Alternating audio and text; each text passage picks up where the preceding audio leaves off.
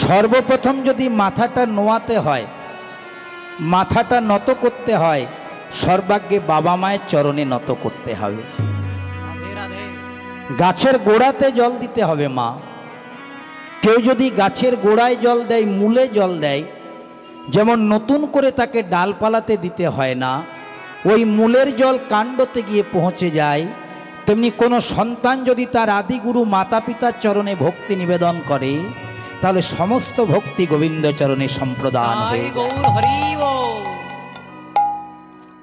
তারপরে মাথা নত করতে হবে গুরুজনার চরণে, শিক্ষা গুরুর চরণে, দীক্ষা গুরুর চরণে, ব্রাহ্মণ বৈষ্ণবের চরণে এবং বিভিন্ন মন্দির প্রাঙ্গণে। আজ আমরা একটা মহাভারতের কথা দিয়ে লীলাটা শুরু করব। এই যে বললাম মায়েরা, যে জীবনে যদি পেতে চাও কিছু, তাহলে সঠিক জায়গায় মাথা করো নিচু, এই তত্ত্বটি একটু ওই তত্ত্ব দিয়েই বুঝিয়ে দিই। ও মায়েরা, আগামীকাল কুরুক্ষেত্রের মাঠে যুদ্ধ। যে যুদ্ধে অংশগ্রহণ করেছে দুটি দল,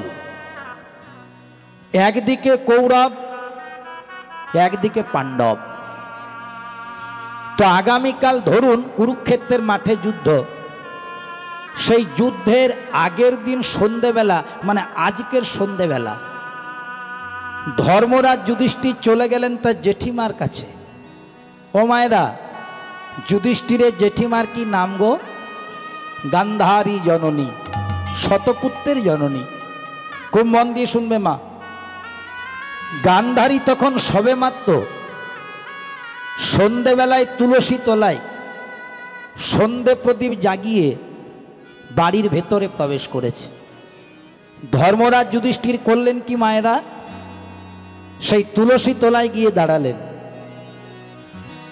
সেই তুলসী তলায় দাঁড়িয়ে গিয়ে ধর্মরাজ যুধিষ্ঠির গান্ধারীকে উদ্দেশ্য করে বলছেন, জেঠিমা, ও জেঠিমা। ডাক শুনে ঘরের ভেতর থেকে বলছে, তুই কে বাবা, সন্ধেবেলায় আমাকে জেঠিমা জেঠিমা বলে ডাকলি? বলছে, আমি যুধিষ্ঠির। ও যুধিষ্ঠির? তা হ্যাঁ বাবা, কাল সকাল না হতে হতে কুরুক্ষেত্রের মাঠে যুদ্ধ হবে।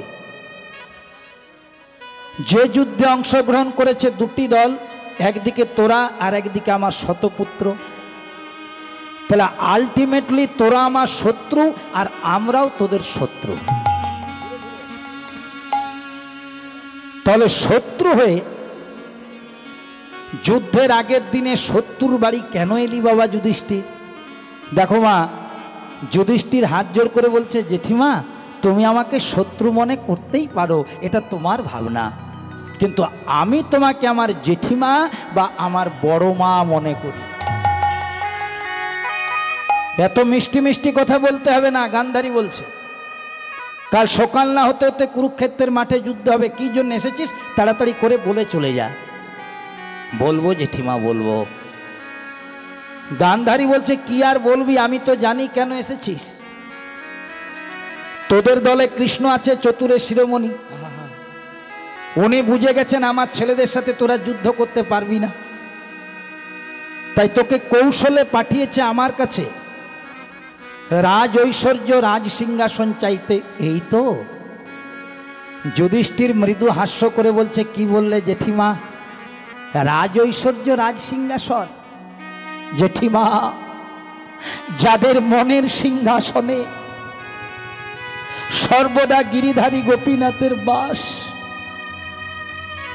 তারা তুচ্ছ রাজ সিংহাসনে কি করবে জেঠিমা? আর রাজ ঐশ্বর্য বলছো? যে ঐশ্বর্যের মালিক হলে মানুষ মাধুর্যময় শ্রী গোবিন্দকেই ভুলে যায়, সেই ঐশ্বর্য চাইতেও তোমার দরজায় আসি নাই জেঠিমা। তাহলে কি জন্য এসেছিস তাড়াতাড়ি করে বল। বলছে, শোনো জেঠিমা, তুমি একবার তুলসী তলায় এসে দাঁড়াও, তাহলেই বলবো। জেঠিমা গান্ধারী যখন তুলসী তলায় এসে দাঁড়িয়েছে, বলছে, এবার বলছি কেন এসেছি। যুধিষ্ঠির কি করলো দেখো মায়েরা, মন দিয়ে শোনো।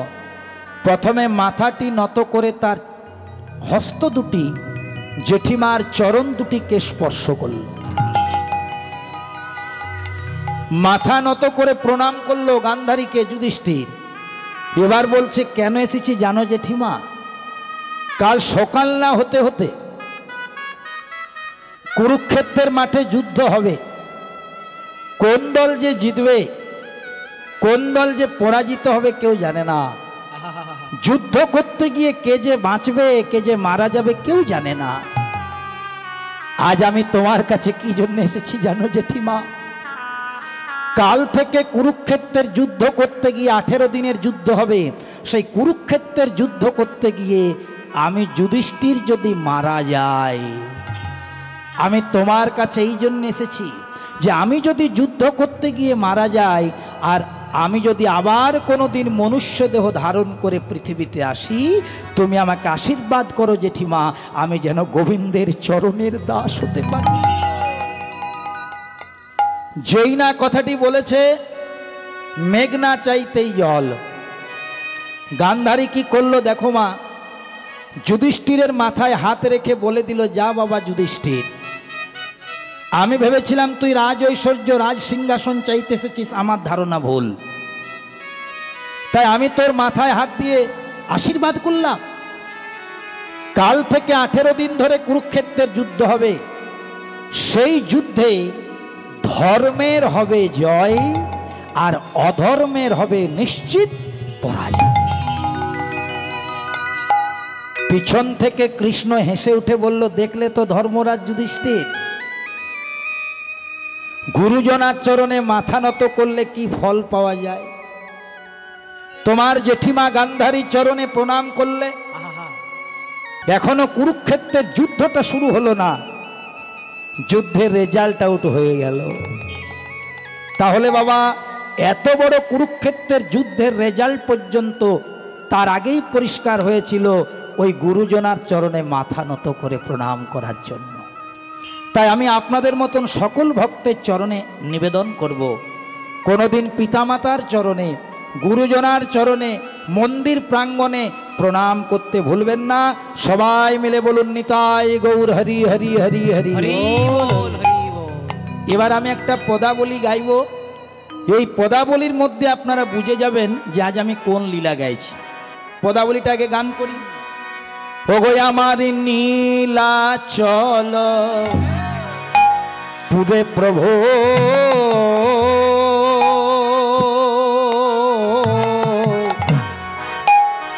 নীলাচল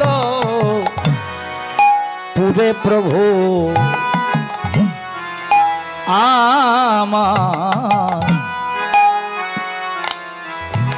ওই তো ভক্তগণ শনে শনে, ও কি নীলাচল পুরে প্রভু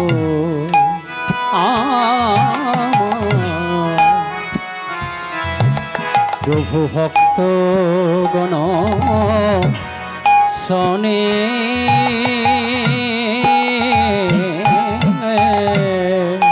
নীলাচল পুরে প্রভু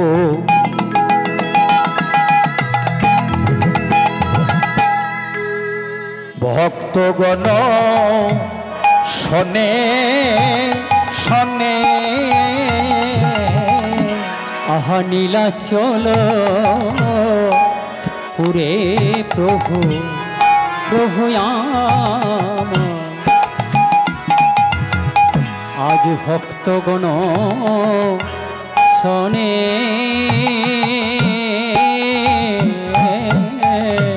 আবার ব্রজলীলার কথা গোরা, ওই না ব্রজলীলার কথা গোরা, ওই না ব্রজলীলা। হরি বল।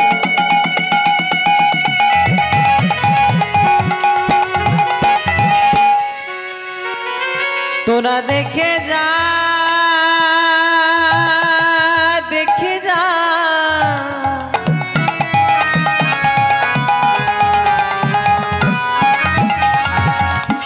নিতাই গৌর হরি হরি বল। তোরা দেখে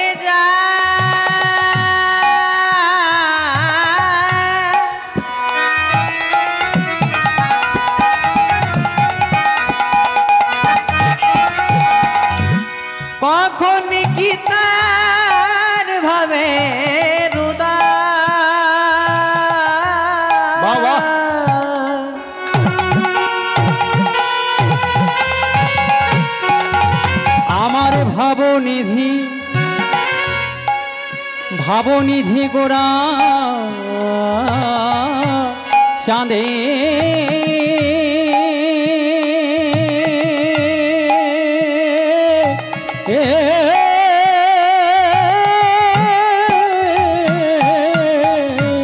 আবার ব্রজলীলার কথা ঘোরা আমার ব্রজলীলা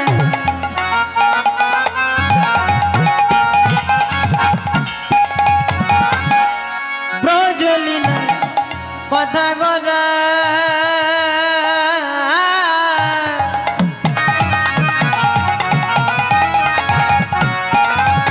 প্রভুর আমার পড়ি গেল মনে ওই ব্রজ লীলা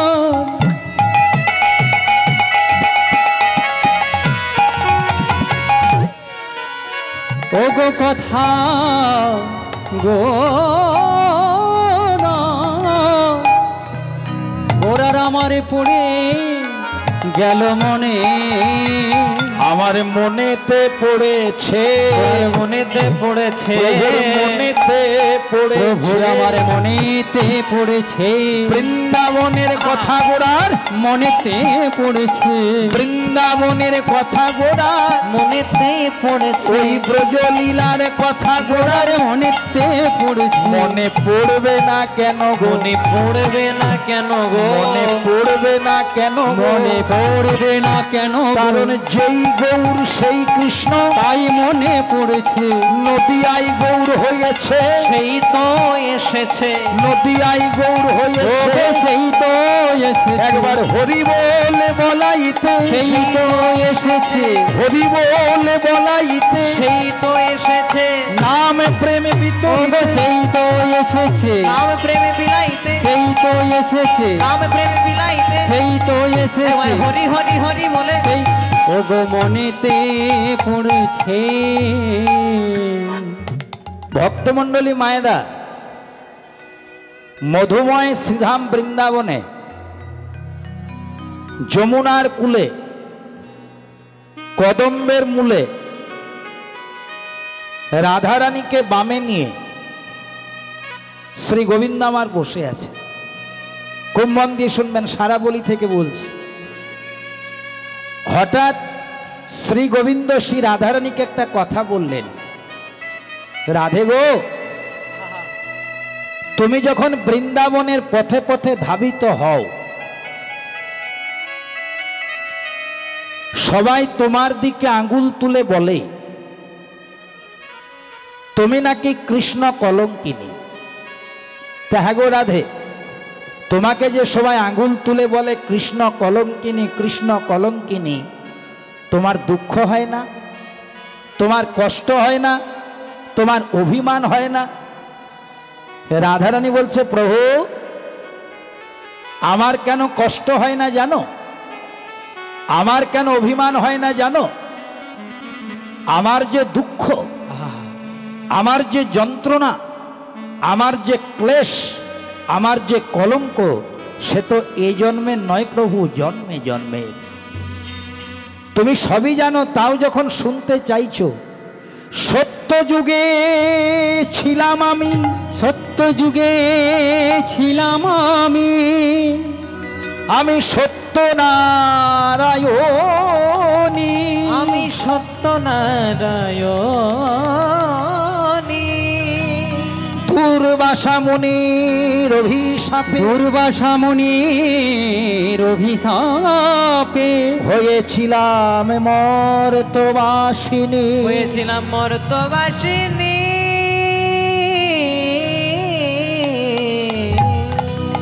তাহলে সত্য যুগে আমার সুখ হলো না, ভাবলাম ত্রেতা যুগে হবে। ত্রেতা যুগে আমি ছিলাম রামচন্দ্রের ঘর, রামচন্দ্রের ঘরণী, মানে সীতা। কই কই অভিশাপে, কই কই অভিশাপে একদিন হয়েছিলাম আমি বনচারিণী। কোন যায়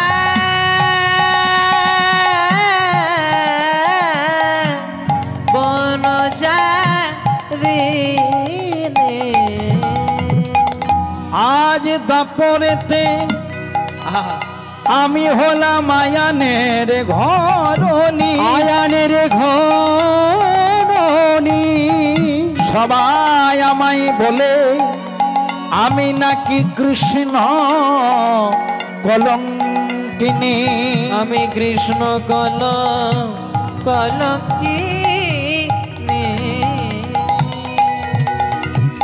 তাহলে দুঃখ যার জন্মে জন্মের সাথী, কলঙ্ক যার জন্মে জন্মের সাথী, তার নতুন করে আর কি কলঙ্ক হবে প্রাণনাথ? আর যদি কলঙ্কের কথা বলো তাহলে শোনো প্রাণনাথ, আমাকে যখন কেউ কৃষ্ণ কলঙ্কিনী বলে আমার দুঃখ হয় না, আমার কষ্ট হয় না, বরং আমার মহানন্দ হয়। সে কি বলছো রাধে? বলছে হ্যাঁ। কেন হয় শোনো প্রাণনাথ, আমাকে তো কেউ শুধু শুধু কলঙ্কিনী বলে না, আমাকে কলঙ্কিনী বলার আগে তোমার নাম আগে উচ্চারণ করে, আমায় বলে আমি নাকি কৃষ্ণ, তারপর কলঙ্কিনী। মায়েদেরকে বলে দিই, মা একটু বোঝা লাগবে, কুয়োতে যে জল থাকে তাকে বলে কুয়োর জল, পুকুরে যে জল থাকে তাকে বলে পুকুরের জল, নদীতে যে জল থাকে তাকে বলে নদীর জল, সাগরে যে জল থাকে তাকে বলে সাগরের জল। ও মায়েরা বলো তো, নর্দমাতে যে জল থাকে তাকে কিসের জল বলবে? নর্দমার জল। কিন্তু মায়েরা গো, কোন নর্দমার জল ভাগ্য ফলে যদি পতিত পাবনী সুরধনী গঙ্গাতে গিয়ে একবার মিশে যায়, আচ্ছা বলো তো মা, সেই জলটার তখন কি নাম হয়? গঙ্গার জল। এই যে কত সুন্দর কথাটি বলছো। তাহলে জলটা যখন নর্দমাতে থাকলো, জলটার নাম হলো নর্দমার জল। যেই না গঙ্গায় পড়ে গেল, জলটির নাম হয়ে গেল গঙ্গার জল। তাই রাধারানী বলছে, ওগো প্রাণবল্লভ, আমাকে কলঙ্কিনী বলার আগে ওই নর্দমার জল যদি গঙ্গাতে পড়ে গঙ্গা জল হতে পারে, তাহলে আমাকে কলঙ্কিনী বলার আগে কৃষ্ণ নাম করলে আমার কি আর কোনো কলঙ্ক থাকতে পারে? কৃষ্ণ বললেন, বাহ রাধে বাহ, এই না হলে তুমি আমার প্রেমের গুরু। কিন্তু রাধে গো, এই যে তুমি আমার জন্য কলঙ্কিনী প্রমাণিত হয়েছো, তার বিনিময়ে যদি তোমাকে কিছু দিতে চাই তুমি নেবে? দেখো মায়েরা, আমরা ভগবানের কাছে কত সকল চাই। আজ গোবিন্দ রাধারানীকে বললে, রাধে আমার জন্য তুমি কলঙ্কিনী হয়েছো, বলো তুমি আমার কাছে কি চাও? তুমি আমার কাছে যা চাইবে তোমাকে তাই দেব। ও মায়েরা, ভগবানের কাছে কি চাইতে হয় একটু রাধারানীর কাছে শিখে নাও। রাধারানী তখন গোবিন্দকে বলছে, প্রাণনাথ তুমি আমাকে দেবে, তাহলে আমি কি চাই দেখো। বধূ হে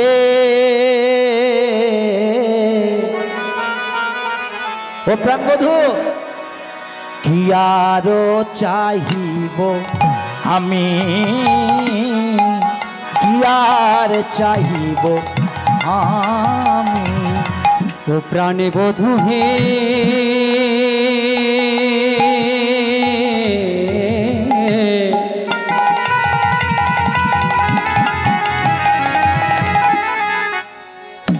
ও বধূ কি আর চাহিব আমি, কি আর চাহিব আমি। শুধু জীবনে মরণে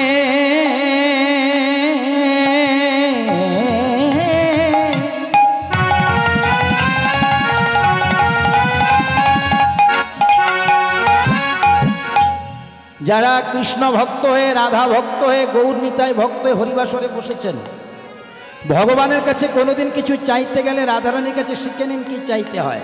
ইকো বাড়াবেন না, মাইক আপনার খুব সুন্দর চলছে, দারুণ চলছে, বিশ্বাস করুন, আর ইকো বাড়াবেন না। ওগো জীবনে মরণে জনমে জনমে, ওগো জীবনে মরণে,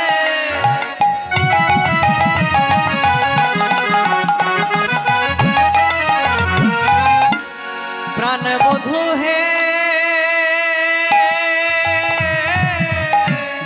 বলিহারি জানি তাই।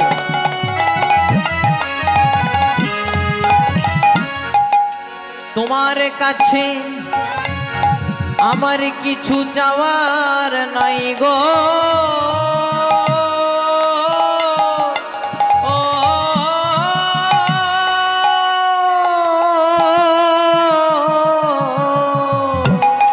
শুধু জীবনে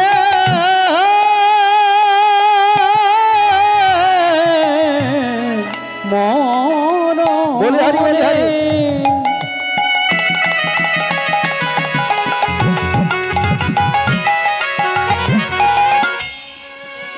শুধু জীবনে মরণে জনমে জনমে প্রাণনাথ হইও তুমি বধূ, প্রাণনাথ হইও তুমি।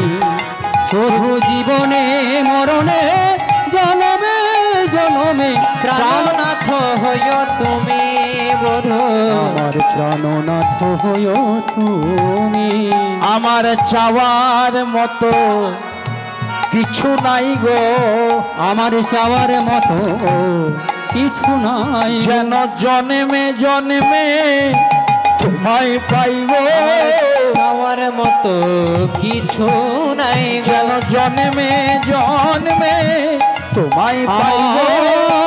আর চাওয়ার মতো কিছু নাই গো। ভক্তমণ্ডলী মায়েরা যারা মন দিয়ে কীর্তন শুনছেন, যতক্ষণ আমি কীর্তন পরিবেশন করব অশাস্ত্রীয় একটা কথাও বলবো না, শাস্ত্রের বাইরে আমি একটুও যাব না। একটু মনোনিবেশ করে শ্রবণ করার চেষ্টা করবেন। ও মায়েরা যারা মন দিয়ে কীর্তন শুনছো, তোমাদেরকে বলছি, তোমরা শ্রী শ্রী ঠাকুর রামকৃষ্ণ পরমহংসদেবের নাম শুনেছো মা? সবাই শুনেছ, তাই কি না শোনো? তো মায়েরা মন দিয়ে শোনো, রামকৃষ্ণ ঠাকুরের বয়স তখন 5 থেকে 6 বছর, এইটুকুন ছেলে। ছোটবেলাকার নাম ছিল বাবা গদাধর। বাবার সাথে ভোজ বাড়িতে ভোজ খেতে গেছে। যে ভোজ বাড়িতে ভোজের শেষে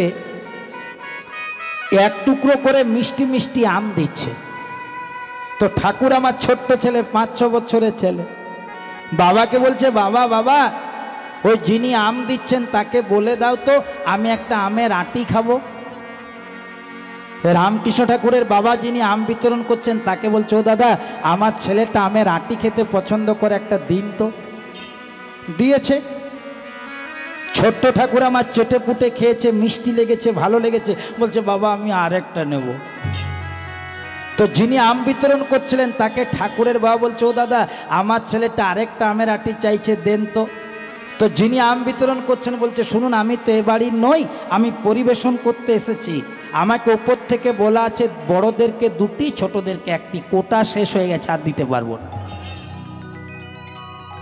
আমার ছোট্ট ঠাকুরের মন খারাপ হয়ে গেছে। 5-6 বছরের রামকৃষ্ণ ঠাকুর, সবাই ভোজ টোজ খেয়ে হাত পরিষ্কার করে বাড়ি যাচ্ছে, আর খেপা ঠাকুর কিন্তু আমের আটিটা ছাড়ে নাই বাবা।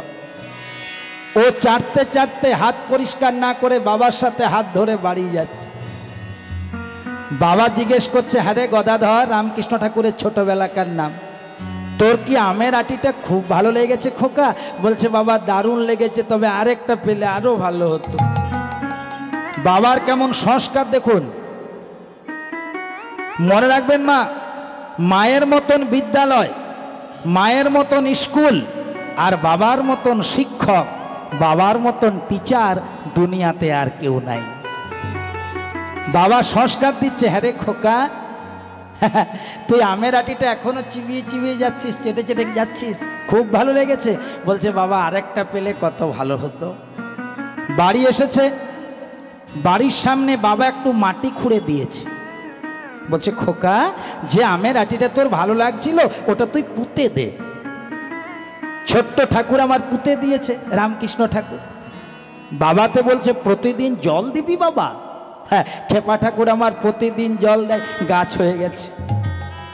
এবার গাছটাকে যাকে খেতে না পারে, রামকৃষ্ণ ঠাকুরের বাবা বেড়া দিয়ে দিয়েছে।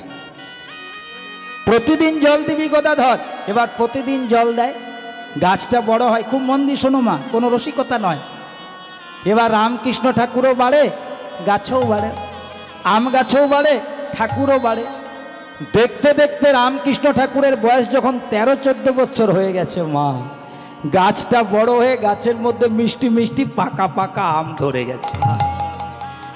এইবার খেপা ঠাকুর আমার করে কি, গাছের উপরে চাপে, সকালে আম, বিকেলে আম, দুপুরে আম, রাত্রে আম, ভাতে আম, রুটিতে আম, মুড়িতে আম, আমেই আম। একদিন দুপুরবেলাতে ওই রামকৃষ্ণ ঠাকুর আমার এই আম গাছে বসে বসে আম খাচ্ছে, আর তার তলা দিয়ে তার বাবা পেরিয়ে যাচ্ছে আর মৃদু মৃদু হাস্য করছে। এই গদাধর, এই রামকৃষ্ণ, তোর আর আমের অভাব হচ্ছে? বলছে কেন হবে, গাছটাই আমার। এটা দৃষ্টান্ত। সিদ্ধান্তটা কি বাবা, আম গাছটাই যদি কারো আপন হয়, আম গাছটাই যদি নিজের হয়, তার যেমন জীবনে কোনো দিন আম চাইতে হয় না, আমের অভাব হয় না, তেমনি কেউ যদি ভগবানকেই আপন করে নেয়, তাহলে কি ভগবানের কাছে কোনোদিন হাত পেতে কিছু চাওয়া লাগে বাবা? আমরা দুর্গা পূজার দিনে বলি রূপং দেহি, রূপ দাও, ধনং দেহি, ধন দাও, যশ দেহি, মান দাও, দিশজয়ী, জগতে শ্রেষ্ঠ করে দাও। মা দুর্গা বলে সারা বছর তোর পাত্তাই নেই যে রে, শুধু দুর্গা পূজার অষ্টমীর দিনে রূপং দেহি ধনং দেহি করলে কিছু পাওয়া যায়? মায়েরা ব্যাংকে টাকা জমা রাখলে সুদ পাওয়া যায়, কিন্তু সকালে জমা রাখলে কি বিকেলে পাওয়া যায়? সেটা যদি দীর্ঘদিন জমা রাখে, তেমনি তত্ত্বে চলে আসুন বাবা। আমাদের যদি 3.5 হাতের দেহ ব্যাংকে কেউ সৎকর্মরূপী টাকা জমা রাখতে পারে, তাহলে একদিন না একদিন কৃপা বা করুণারূপী সুদ পেয়ে যায়। নিতাই গৌর হরি হরি হরি হরি। তাই দেখো মা, জগৎকে শিক্ষা দেওয়ার জন্য জগৎগুরু কৃষ্ণ তার প্রেমের গুরু রাধারানী কি বলছে? বলছে প্রভু আমি কি চাই জানো, আমাকে যদি দিতে চাও, এটা পদকর্তা চণ্ডীদাসের পদাবলী। ও গো জীবনে মরণে জনমে জনমে, শুধু জীবনে মরণে, উলুধ্বনি মায়েরা উলুধ্বনি,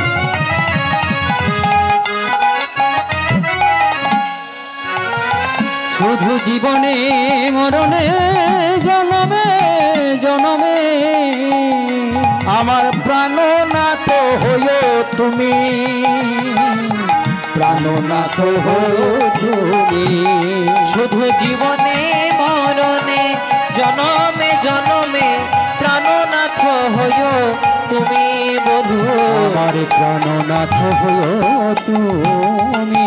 আমার চাওয়ার মতো কিছু নাই গো, আমার চাওয়ার মতো কিছু নাই, যেন জন্মে জন্মে তোমায় পাই। চাওয়ার মতো কিছু নাই গো। ভক্তমণ্ডলী মায়েরা আরেকটা কথা বলবো, মহাভারতের কথা, খুব মন দিয়ে শুনবে মায়েরা। কুরুক্ষেত্রের যুদ্ধটা শেষ হয়ে গেল, ধর্মের জয় হলো, পাণ্ডবদের জয় হলো। মায়েরা মন দিয়ে শোনো, পঞ্চপাণ্ডব রাজা হলো, কৌরবদের বিনাশ হলো। পাণ্ডবদের মায়ের কি নাম মা? কুন্তি। কুন্তি রাজমাতা হয়ে বসলো, কুন্তি রাজমাতা হয়ে বসেছে, পঞ্চপাণ্ডব রাজা হয়ে বসেছে। সেই ভরা সভাতে কে এলো জানেন? ভগবান কৃষ্ণ। কৃষ্ণ এসে কুন্তিকে বলছে, পিসিমা, পিসিমা, ও পিসিমা, তাহলে এবার আমি আসি, কারণ আমার কাজ হয়ে গেছে। তোমাদের ছেলে দুঃখ ছিল, ছেলেদের জ্বালা ছিল, যন্ত্রণা ছিল, কষ্ট ছিল, আমি ছিলাম। এবার আমি দ্বারকায় ফিরে যাই। কৌরবরা ধ্বংস হয়েছে, তোমার ছেলেরা রাজা হয়েছে, তাহলে আমার তো কোনো কাজ নাই। খুব মন দিয়ে শুনবে মা। কুন্তি তখন হাত জোড়ে করে কৃষ্ণকে বলছে, কৃষ্ণ, সম্পর্কে তুই আমার ভ্রাতুষ্পুত্র মানে ভাইপো, আর আমি তোর পিসিমণি মানে পিসিমা। তো বাবা, তোর কাছে কোনোদিন আমি হাত পেতে কিছু চাইনি, কারণ না চাইতেই অনেক কিছু দিয়েছিস। আজ যদি তোর কাছে হাত পেতে কিছু চাই তুই দিবি? বলো পিসিমা, এমন করে বলছো কেন? যা চাইবে তাই দেব। বলছে খোকা, তোর এই রাতুল রাঙা চরণটাতে এই পিসিমাকে একটিবার প্রণাম করতে দিবি? ছি, এমন কথা বলতে নেই, লোকে কি বলবে? আমি না তোমার ভাতুষপুত্র, সম্পর্কে ছোট তুমি আমার পিসিমা। ভাতুষপুত্র পিসিমাকে প্রণাম করে, পিসিমা কোনোদিন ভাইপোকে প্রণাম করে বুঝি? দে না বাবা, সব ইচ্ছা পুরিয়ে দিয়েছিস, এই মনের ইচ্ছাটা পুরিয়ে দে। আচ্ছা তাড়াতাড়ি করে, কেউ যেন দেখতে না পায়, আমি লজ্জায় পড়ে যাব। দেখো কত সুন্দর তত্ত্বটা মা। যেই না ধর্মরাজ যুধিষ্ঠির, সবাই বসে আছে, যেই না কুন্তী ভগবান কৃষ্ণের চরণ দুটি জড়িয়ে ধরল, চরণ দুটি জড়িয়ে ধরে আছে বাবা। কৃষ্ণ তখন বলছে, পিসিমা কি করছো? এবার উঠো, প্রণাম করা তো হয়ে গেল, আশীর্বাদ দিবি না? কি আশীর্বাদ? কৃষ্ণ রে, আমাকে যাওয়ার সময় একটা আশীর্বাদ দিয়ে যা বাবা। এই কুন্তী জন্ম শেষ হয়ে আবার যদি কোনোদিন পৃথিবীতে আমি মানব জন্ম নিয়ে আসি রে খোকা, যখন আমি আসব তুই কি করবি জানিস বাবা? আমি যে জন্ম নিয়ে পৃথিবীতে আসি না কেন, যখন আমি জন্ম নেব আমাকে বেশি বেশি করে দুঃখ, কষ্ট, যন্ত্রণা, ক্লেশ এগুলো আমায় দিয়ে দিবি বাবা। কৃষ্ণ চমকে গেল। কি বলছো পিসিমা? এই পৃথিবীর প্রত্যেকটি মানুষ, প্রত্যেকটি কৃষ্ণ ভক্ত আমার কাছে হাত জোড় করে সুখ চাই, শান্তি চাই, বৈভব চাই। তুমি দুঃখ চাইছো, তুমি কষ্ট চাইছো, তুমি ক্লেশ চাইছো। বলছো ওটা তো তোর কাছেই শিখলাম রে বাবা। কেন জানিস কৃষ্ণ? যতদিন আমাদের দুঃখ ছিল, যতদিন আমাদের কষ্ট ছিল, যতদিন আমার ছেলেগুলো বনে বনে ঘুরে বেড়াতো, খেতে পেত না, আমাদের আপন বলে কেউ ছিল না রে কৃষ্ণ। কিন্তু খোকা তুই ছিলি। আমাদের কষ্ট ছিল, দীনতা ছিল, অশান্তি ছিল, কেউ ছিল না, তুই ছিলি। আর আজ আমাদের অল্প সুখ হলো, ছেলেরা খাওয়ার মতন শক্তি পেল, তখন বলছি আমি চলে যাব। তো শোন কৃষ্ণ, যে সুখে গোবিন্দই থাকে না, সেই সুখ আমি কোনোদিনই চাই না বাবা। তাহলে দেখো মায়েরা, আমরা ভগবানের কাছে কি চাই আর ভগবানের কাছে কি চাইতে হয়। কোনোদিন ভগবানের কাছে হাত পেতে কিছু চাইতে নেই মা।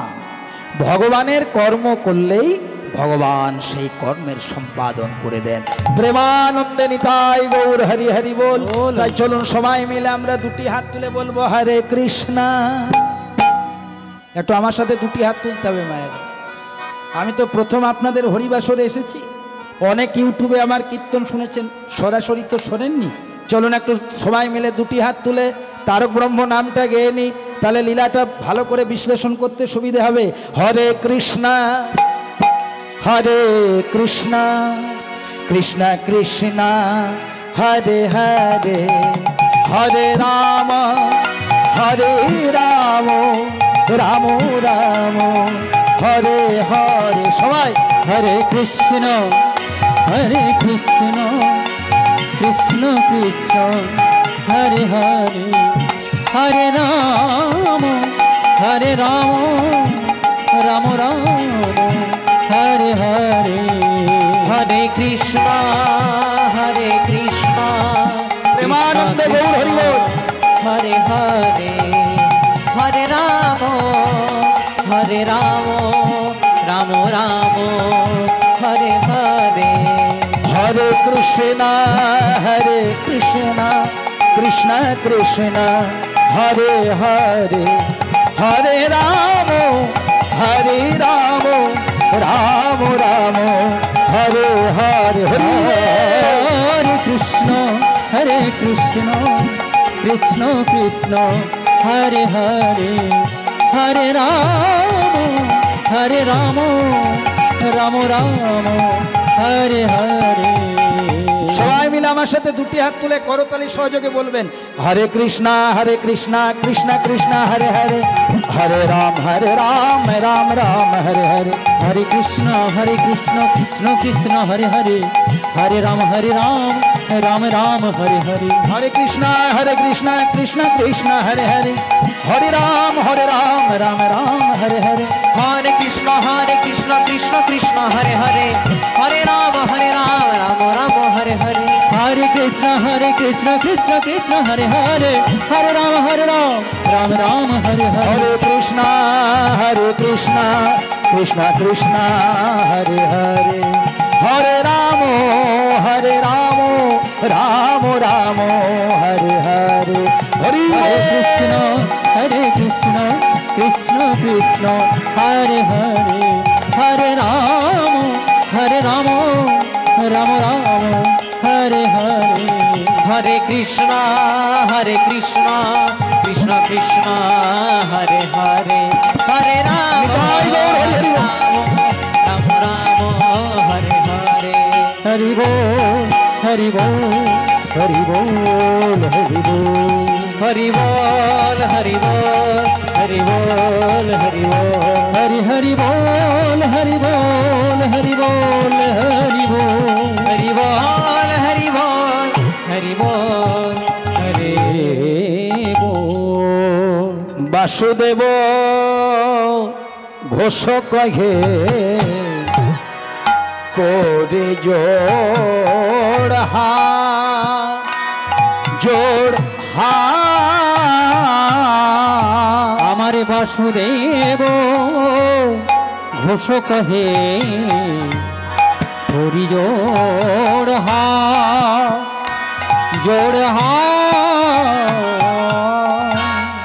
যেই কৃষ্ণ সেই তো গৌর, আমার গৌর,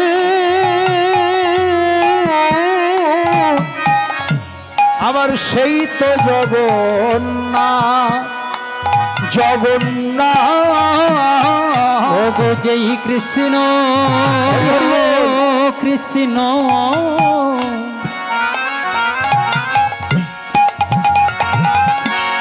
সেই তো গো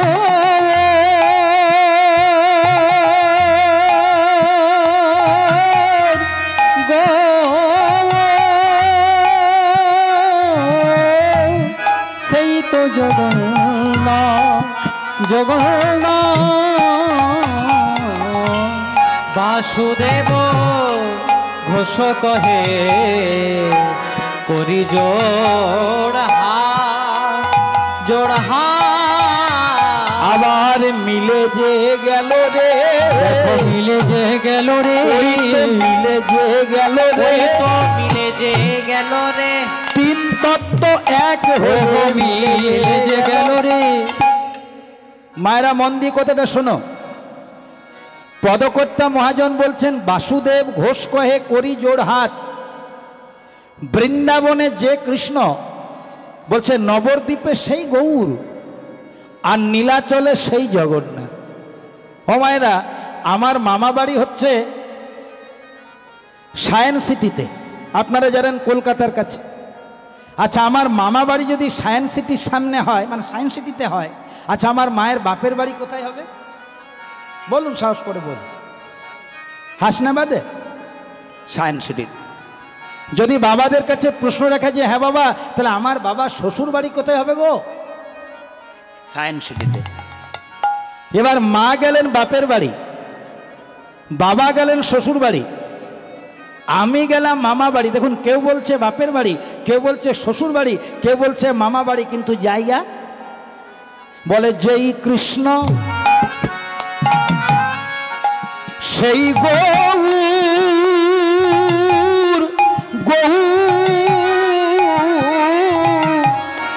সেই তো জগন্নাথ আবার যেই কৃষ্ণ সেই তো